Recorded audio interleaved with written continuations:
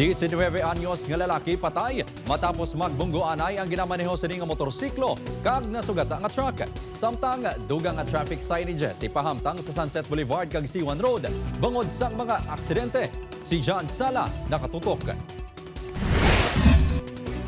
Dead on arrival sa ospital ang isa ka estudyante matapos makabunggong iya ginamaneho nga motorsiklo sa truck nga may karga nga tubo sa Barangay Tampunak, San Enrique kahapon sang hapon. Ang biktima gid kilala kay alias Nino, estudyante 19 anyos kag residente sang Barangay Cubay, San Enrique. Suno kay Police Lieutenant Cristival Dalde, hepe sang San Enrique MPS, halin sa Brotac Viejo ang truck kargado sang tubo kag padulong Kuntani sa sentral. Samtang ang motorsiklo naman ang halin sa Banwa kag padulong sa Barangay Cubay. Doon collision ng agaw ang motor sa linya sa truck. Suno sa driver sang ng truck iti siya buwe. Nakibot lang sa akin na kuno, pulke na lumbakot sa tumangan niya. Yara na sa kustudiya sang kapulisan ang driver sang truck kagit kilala kay alias J, 53 anyos, residente sa Barangay San Lucas, Brotac Viejo. Posible nga magapakatubang sa kasong reckless imprudence resulting to homicide ang truck driver.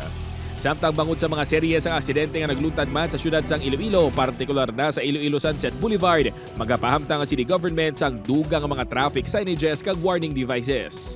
Nag-request dayon, na-requestan ini sa DPWH nga mabutangan inadra sang traffic lights, additional lightings, rumble strips, pedestrian lane, and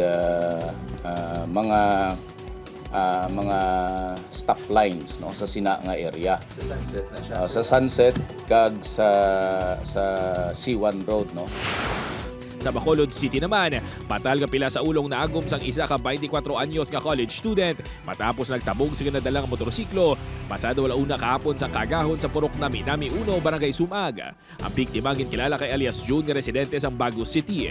Ginapahayag nga madasi ang pagpadalagan sa motorsiklo. Upod kay Hans T. Sherto, John Sala. 1 Western Visayas.